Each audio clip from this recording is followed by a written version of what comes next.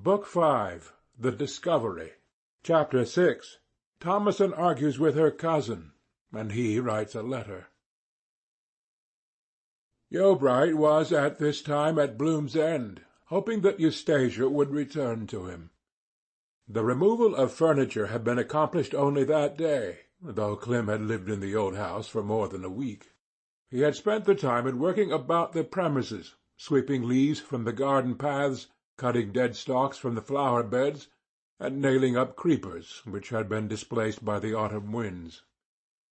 He took no particular pleasure in these deeds, but they formed a screen between himself and despair. Moreover, it had become a religion with him to preserve in good condition all that had lapsed from his mother's hands to his own. During these operations he was constantly on the watch for Eustacia. That there should be no mistake about her knowing where to find him, he had ordered a notice-board to be affixed to the garden gate at Alderworth, signifying in white letters whither he had removed. When a leaf floated to the earth he turned his head, thinking it might be her footfall.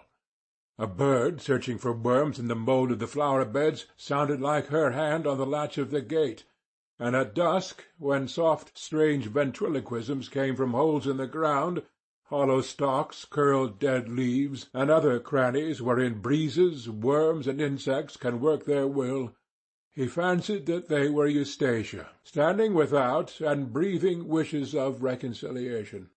Up to this hour he had persevered in his resolve not to invite her back. At the same time, the severity with which he had treated her lowered the sharpness of his regret for his mother, and awoke some of his old solicitude for his mother's supplanter. Harsh feelings produce harsh usage, and this, by reaction, quenches the sentiments that give it birth. The more he reflected, the more he softened, but to look upon his wife as innocence in distress was impossible, though he could ask himself whether he had given her quite time enough, if he had not come a little too suddenly upon her on that sombre morning. Now that the first flush of his anger had paled, he was disinclined to ascribe to her more than an indiscreet friendship with Wildeve, for there had not appeared in her manner the signs of dishonour, and this once admitted, an absolutely dark interpretation of her act towards his mother was no longer forced upon him. On the evening of the 5th of November his thoughts of Eustacia were intense. Echoes from those past times when they had exchanged tender words all the day long came like the diffused murmur of a seashore left miles behind. "Surely," he said, "she might have brought herself to communicate with me before now, and confess honestly what Wildeve was to her." Instead of remaining at home that night, he determined to go and see Thomason and her husband. If he found opportunity, he would allude to the cause of the separation between Eustacia and himself, keeping silent, however, on the fact that there was a third person in his house when his mother was turned away. If it proved that Wildeve was innocently there, he would doubtless openly mention it. If he were there with unjust intentions, Wildeve, being a man of quick feeling, might possibly say something to reveal the extent to which Eustacia was compromised. But on reaching his cousin's house he found that only Thomason was at home, Wildeve being at that time on his way towards the bonfire innocently lit by Charley at Mistover. Thomason then, as always, was glad to see Clem, and took him to inspect the sleeping baby, carefully screening the candlelight from the infant's eyes with her hand. "Tamsin, have you heard that Eustacia is not with me now?" he said, when they had sat down again. "No," said Thomason, alarmed. "And not that I have left Alderworth?" "No, I never hear tidings from Alderworth unless you bring them. What is the matter?" Clem, in a disturbed voice, related to her his visit to Susan Nonsuch's boy, the revelation he had made, and what had resulted from his charging Eustacia with having wilfully and heartlessly done the deed.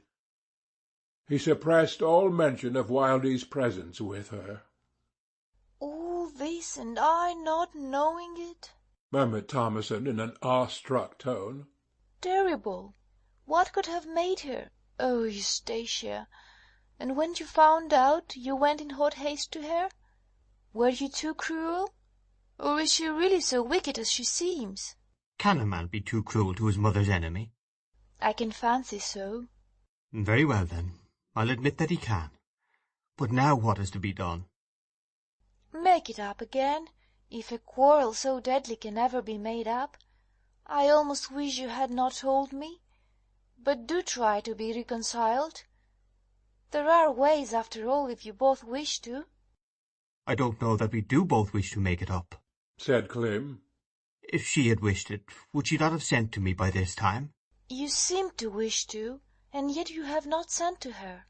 True, but I have been tossed to and fro in doubt if I ought, after such strong provocation. To see me now, Thomason, gives you no idea of what I have been, of what depths I have descended to in these few last days. Oh, it was a bitter shame to shut out my mother like that. Can I ever forget it, or even agree to see her again?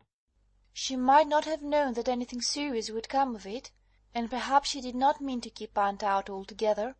She says herself that she did not, but the fact remains that keep her out she did. Believe her sorry, and send for her. How, if she will not come? It will prove her guilty, by showing that it is her habit to nourish enmity. But I do not think that for a moment. I will do this. I will wait for a day or two longer, not longer than 2 days certainly, and if she does not send to me in that time, I will indeed send to her. I thought to have seen Wildeve here tonight. Is he from home? Thomason blushed a little. No, she said. He's merely gone out for a walk. Why didn't he take you with him? The evening is fine. You want fresh air as well as he. Oh, I don't care for going anywhere. Besides, there is baby. Yes, yes. Well, I have been thinking whether I should not consult your husband about this as well as you, said Clym steadily. I fancy I would not, she quickly answered. It can do no good. Her cousin looked her in the face. No doubt Thomason was ignorant that her husband had any share in the events of that tragic afternoon, but her countenance seemed to signify that she concealed some suspicion or thought of the reputed tender relations between Wildeve and Eustacia in days gone by. Clym, however, could make nothing of it, and he rose to depart, more in doubt than when he came. You will write to her in a day or two? Said the young woman earnestly. I do so hope the wretched separation may come to an end. I will, said Clym. I don't rejoice in my present state at all. And he left her, and climbed over the hill to Bloom's End. Before going to bed, he sat down and wrote the following letter. My dear Eustacia, I must obey my heart without consulting my reason too closely. Will you come back to me? Do so, and the past shall never be mentioned. I was too severe. But, oh, Eustacia, the provocation! You don't know, you never will know, what those words of anger cost me which you drew down upon yourself. All that an honest man can promise you, I promise now, which is that from me you shall never suffer anything on this score again. After all the vows we have made, Eustacia, I think we had better pass the remainder of our lives in trying to keep them. Come to me, then, even if you reproach me. I have thought of your sufferings that morning on which I parted from you. I know they were genuine, and they are as much as you ought to bear. Our love must still continue.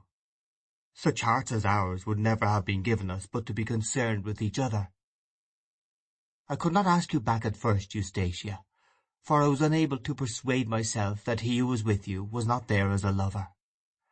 But if you will come and explain distracting appearances, I do not question that you can show your honesty to me. Why have you not come before? Do you think I will not listen to you? Surely not, when you remember the kisses and vows we exchanged under the summer moon. Return, then, and you shall be warmly welcomed. I can no longer think of you to your prejudice. I am but too much absorbed in justifying you. Your husband, as ever, Clem. There. He said, as he laid it in his desk. That's a good thing done.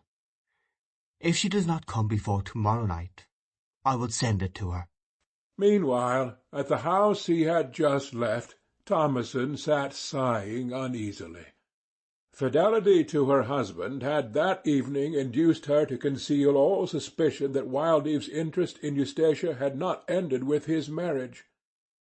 But she knew nothing positive, and though Clem was her well-behaved cousin, there was no one nearer to her still. When, a little later, Wildeve returned from his walk to Miss Stover, Thomasin said, "Damon, where have you been? I was getting quite frightened, and thought you had fallen into the river. I dislike being in the house by myself." "Frightened?" he said, touching her cheek as if she were some domestic animal. "Why, I thought nothing could frighten you. It is that you are getting proud, I am sure, and don't like living here since we have risen above our business. Well, it is a tedious matter, this getting a new house, but I couldn't have set about it sooner, unless our £10,000 had been 100,000, when we could have afforded to despise caution." "No, I don't mind waiting. I would rather stay here 12 months longer than run any risk with baby. But I don't like your vanishing so in the evenings. There's something on your mind, I know there is, Damon. You go about so gloomily, and look at the heath as if it were somebody's jail instead of a nice wild place to walk in." He looked towards her with pitying surprise. "What, do you like Egdon Heath?" he said. "I like that I was born near to. I admire its grim old face." "Pooh, my dear, you don't know what you like." "I am sure I do. There's only one thing unpleasant about Egdon." "What's that?" "You never take me with you when you walk there. Why do you wander so much in it yourself if you so dislike it?" The inquiry, though a simple one, was plainly disconcerting, and he sat down before replying. "I don't think you often see me there. Give an instance." "I will," she answered triumphantly. "When you went out this evening, I thought that as baby was asleep, I would see where you were going to so mysteriously without telling me. So I ran out and followed behind you. You stopped at the place where the road forks, looked round at the bonfires, and then said, 'Damn it, I'll go,' and you went quickly up the left-hand road. Then I stood and watched you." Wildeve frowned, afterwards saying, with a forced smile, "Well, what wonderful discovery did you make?" "There! Now you are angry, and we won't talk of this any more." She went across to him, sat on a footstool, and looked up in his face. "Nonsense!" he said. "That's how you always back out. We will go on with it now we've begun. What did you next see? I particularly want to know." "Don't be like that, Damon," she murmured. "I didn't see anything. You vanished out of sight, and then I looked round at the bonfires and came in."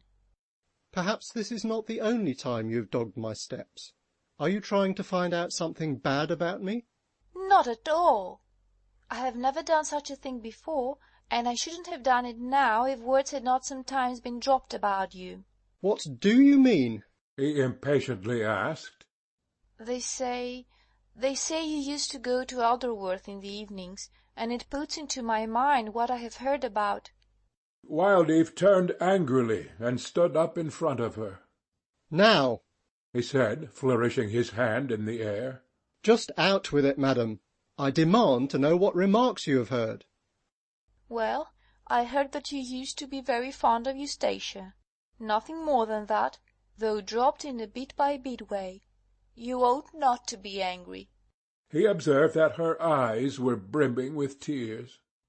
"Well," he said, "there is nothing new in that. And, of course, I don't mean to be rough towards you, so you need not cry.